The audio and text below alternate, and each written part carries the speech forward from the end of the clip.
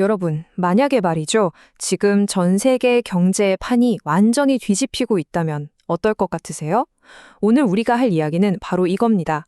돈의 흐름이 서양에서 동양으로, 그러니까 아시아로 향하고 있다는 아주 대담한 주장을 한번 깊숙이 파고 들어볼까 합니다. 네, 바로 이겁니다. 아시아의 시대가 오고 있다. 이게 오늘 이야기의 핵심인데요. 이건 뭐 그냥 단순한 예측 수준이 아니에요. 전 세계의 힘과 자본이 움직이고 있다는 아주 강력한 선언이라고 할 수 있죠. 자, 그럼 도대체 왜 이런 엄청난 변화가 일어나고 있는 걸까요? 그 답을 찾으려면요. 먼저 기존의 서구 중심 질서, 그 기반에 생긴 균열부터 들여다봐야 합니다. 다시 말해, 변하지 않는 구조적인 문제들이 뭐가 있는지부터 알아봐야 한다는 거죠. 39조 달러. 와, 정말 상상조차 하기 힘든 숫자죠? 이게 바로 지금 미국의 국가 부채입니다. 이건 그냥 빚이 많네 이 정도의 문제가 아니고요. 미국 경제의 발목을 꽉 잡고 있는 거대한 족쇄이자 그야말로 결정적인 약점인 셈이죠. 자, 근데 이게 왜 그렇게 심각한 문제일까요? 생각해 보세요. 빚이 너무 많아서 이자 갚기도 지금 벅찬 거예요. 이런 상황에서 물가가 오른다고 금리를 확 올려버린다? 이건 뭐 불 끓여다가 집에 기름을 들이붓는 거나 마찬가지죠. 그러니까 사실상 인플레이션에 맞서 싸울 가장 강력한 무기를 쓸 수 없게 된 거나 다름없습니다. 근데 문제는 여기서 끝이 아닙니다. 미국은 또 다른 압박에 직면해 있죠. 바로 AI나 로봇 같은 미래 기술 경쟁이에요. 이 슬라이드를 보시면 아시겠지만 선택지는 딱 두 개입니다. 지금 허리띠를 졸라 매더라도 투자해서 미래를 잡든가 아니면 그냥 영원히 뒤처지든가. 그러니까 투자를 멈춘다는 건 그냥 나 졌어 하고 패배를 인정하는 거나 마찬가지예요. 자, 이렇게 기존의 강자, 서구의 기반이 흔들리고 있는 바로 이 타이밍에 이 변화를 더 빠르게 만드는 새로운 힘들이 나타나고 있습니다. 그 네 가지 힘이 대체 뭔지 지금부터 하나씩 살펴보시죠.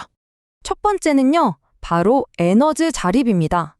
다들 기억하시죠? 팬데믹이랑 전쟁 겪으면서 에너지 공급망을 다른 나라에 맡겨두는 게 얼마나 위험한지 우리 모두가 뼈저리게 느꼈잖아요.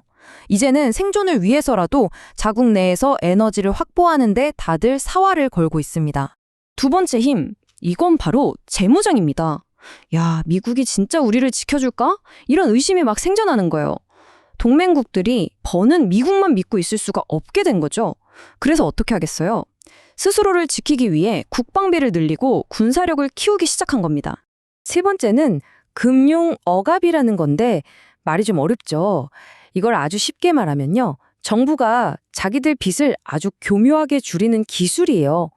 물가는 계속 오르는데 은행 이자는 그거에 한창 못 미치게 계속 묶어두는 겁니다.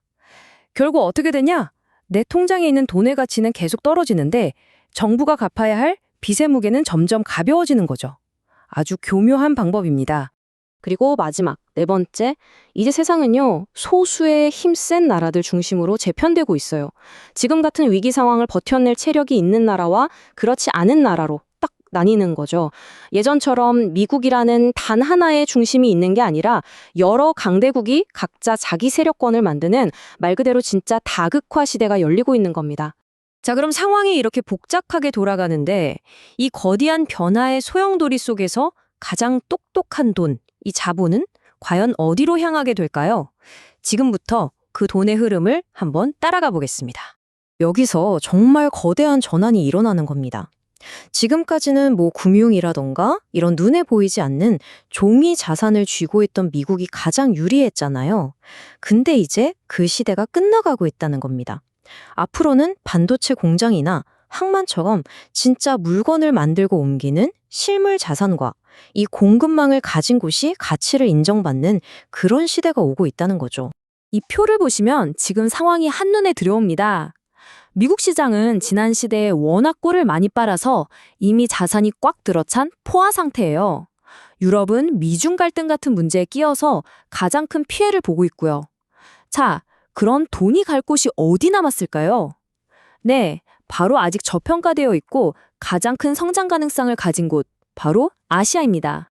이게 진짜 놀라운 건데요. 실제로 전 세계 큰손 투자자들하고 얘기를 해보면 우리는 한국을 포함한 아시아의 투자 비중이 아예 없어요. 이런 말을 한다는 거예요.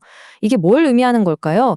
간단합니다. 아직 아무도 제대로 쳐다보지도 않은 그야말로 기회의 땅이라는 뜻이고요. 앞으로 어마어마한 돈이 쏟아져 들어올 공간이 텅 비어 있다는 강력한 신호인 거죠. 자, 생각해 보세요.